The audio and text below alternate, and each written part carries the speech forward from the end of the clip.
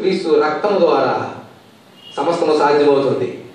ఈ హేతువు చేత మొదటి నిబంధన కాలంలో జరిగిన అపరాధముల నుండి విమోచనం కలుగుటకై ఆయన మరణం పొందినందున పిలువబడిన వారు నిత్యమైన స్వాస్థ్యమును గురించిన వాగ్దానమును పొందిన నిమిత్తము ఆయన క్రొత్త నిబంధనకు మధ్యవర్తి అయి ఉన్నాడు.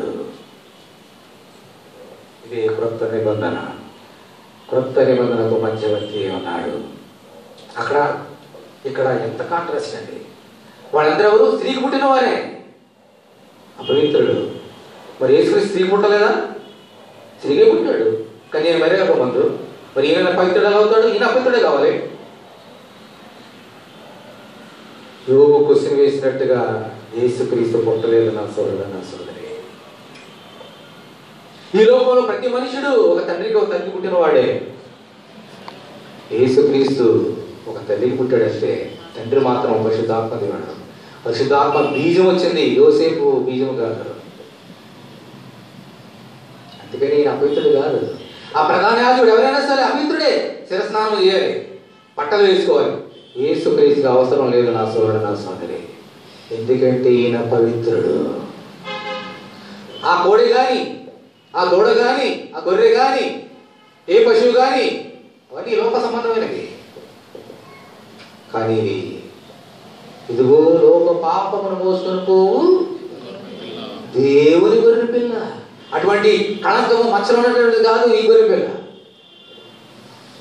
అందుచేత ఆ ప్రధాన యాజకులు తమ కొరకు తాను శుద్ధి చేసుకున్నట్లు ఈయన శుద్ధి చేయాల్సిన అవసరం లేదు. ఒక డాగు మచ్చలేని గొర్రె పిల్ల.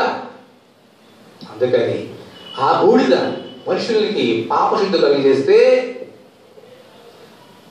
పాపరహితుడు, పవిత్రుడు, ధవళమనుడు ఈ ఇచ్చే రక్తము ద్వారా ఇచ్చే బూడిద ఖచ్చితంగా నిన్ను నన్ను శాశ్వతముగా శుద్ధి చేయగలడు.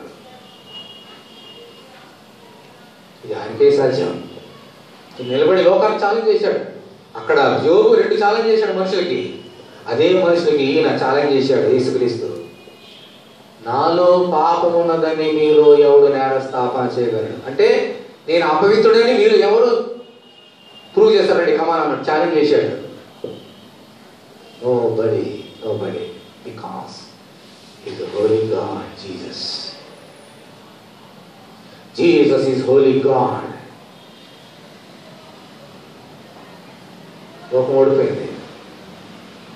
అందుకని ఆయన చంపేసినప్పటికీ లోకము మనం ఓడిపోయాడు.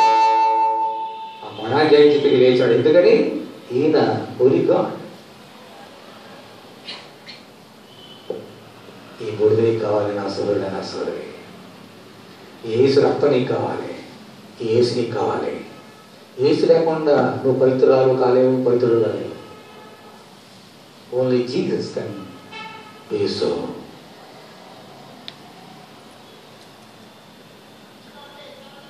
ఎన్ని శ్రమలు, ఎన్ని బాధలు. ఈ దినం నుండి 40 దినములు ప్రతి వారము every Friday we are gathering here, but every day, every moment we have to remember his pains, his sufferings on the cross. శ్రేష్టమైనటువంటి రక్తాన్ని చిందించడానికి ఎన్ని శ్రమలు, ఎన్ని శ్రమలు. ఒక సంగతి తెలుసా? ఒక శరీరం నుంచి రక్తం రావడానికి ఇది ఈజీ ప్రొసీజర్. డాక్టర్ గారు నాకు ఇక్కడ చేసిన బ్రదర్ నన్ను అడుగుదాం, is there any easy process to shut the blood from the body కదా? నా బీపీ చెక్ చేసుకోవడానికో లేకపోతే షుగర్ చెక్ చేయడానికో వస్తారు. మా మిసెస్ ఎంత బాధపడుతుంది అంటే బాబు అంటది, ఎందుకు నొప్పి. నొప్పి లేకుండా శరీరం నుంచి రక్తం రాదు నా సోదరుడు, నా సోదరి. నీ టెస్ట్ కోసమైనా సరే, నీకోసమే టెస్ట్. నీ రోగం ఎంత ఉందో తెలుసుకోవడానికి ఆ టెస్ట్. అయినా నువ్వు బాధ అనుభవించాలి. బాధ లేకుండా రక్తము రాదు శరీరంలో నుండి. అయితే నా టెస్ట్ కోసం నేనే ఈ రక్తం చెంది ఇంత బాధపడుతుంటే, లోకంలో ఉన్న ప్రతి మానవ ఆదాము కొని ప్రతి మానవుని వరకు పాపశుద్ధి చేయడానికి ఆయన శరీరం రక్తం రావాలంటే ఆయన ఎంత బాధ అనిపించాడు ఒకసారి ఆలోచించి. ఇది మామూలు బాధ కాదు, ఇది టెస్ట్ కోసం చేసింది కాదు, పాపశుద్ధి కోసం. నా టెస్ట్ చేసుకోవడానికి తీసుకుని వస్తే ఇది రోగం ఉందంటే మందులు వేసుకుంటాం, నా రోగం పోతుంది.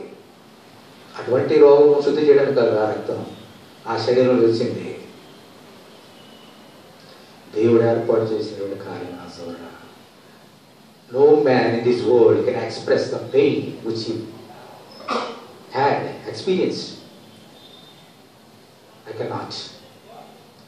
నా నోటితో చెప్పలే నా బాధని. Only Jesus. ఎంత బాధ అంటే ఒకే ఒక్కసారి ప్రార్థన చేశాడు. I cannot bear it, O Lord, this cup. నీ చిత్తమైతే ఈ గిన్నెను నా యొద్ద నుండి తొలగించు. Oh my God. Oh my God. అంతవరకు బాగా ఉంది. అంతవరకు సహించాడు. గెత్సెమనే తోటలో రాత్రి వరకు సహించాడు. ఇప్పుడు చేశాడమ్మా రాత్రి గెత్సెమనే తోటలో. ఎందుకు రాత్రి అంతా దహించబడాలి. అది నీ కంటికి నా కంటికి కనబడింది, చెవి కనబడింది. ఆయనకే తెలుసు ఎలా దహించబడ్డాడు రాత్రి అంతా. అందుకని అంటున్నాడు, oh my lord, I cannot. నీ చిత్తమైతే తొలగించు, అయినను నా చిత్తం కాదు. ఒకవేళ ఈ రాత్రి అంతా దహించబడితే కానీ బూడిద రాదు, రక్తం రాదు, వీరికి పాప క్షమాపణ రాదు. అది నీ చిత్తమైనది కాబట్టి okay, let thy will be done. Hallelujah, let thy will be done అని ఆ రాత్రి అంతా, ఆ నెక్స్ట్ డే శిలువ మీద అంతా కూడా ఈ బాధను అనుభవించి నీ కొరకు రక్తాన్ని కార్చాడు నా సోదరుడు, నా సోదరి. ఆ రక్తమే ఈరోజు నీకు పాపాన్ని శుద్ధి చేసే మందు. అందుకని శ్రమలు. యేసుక్రీస్తు మామూలు దేవుడు కాదు నా సోదరుడు, నా సోదరి. అందరి దేవుడు వంటి దేవుడు కాదు. పవిత్రమైన దేవుడు, జీవము గల దేవుడు. యేసయ్య అనుకున్నాడు, ధైర్యం ఉందాం. అయితే ఒక మాట చెప్పి ముగిస్తా. యేసయ్య ఎంత గొప్ప కార్యం చేస్తున్నాడో. ఈ శరీర సంబంధమైన బూడిదను పక్కన పెట్టి పవిత్రమైన బూడిదగా ఎలా మారిపోయాడు. ఈ సంగతులన్నీ మన కొరకు ఎన్ని బాధలు అనిపించడం నేర్చుకున్నాం. మరి నువ్వేం చేయాలి, నేనేం చేయాలి? What is our duty? Abraham అంటే మహాభక్తుడు, యోబు అంటే మహాభక్తుడు. ఏమన్నా తెలుసా? మీ ముందు మేము ఏ పాటి వారమైనా బూడిదలో మా మొహాలు పెట్టుకుంటున్నాం అన్నారు వాళ్ళు. ఈరోజు ఒక మాట చూపించి ముగిస్తా. యోనా అనేటువంటి ప్రవక్త ఒక మాట పలికించాడు దేవుడు పలికించాడు అతని నోటి ద్వారా. యోనా గ్రంథము ఆ మాట చూసుకొని పెంచుకున్నాం.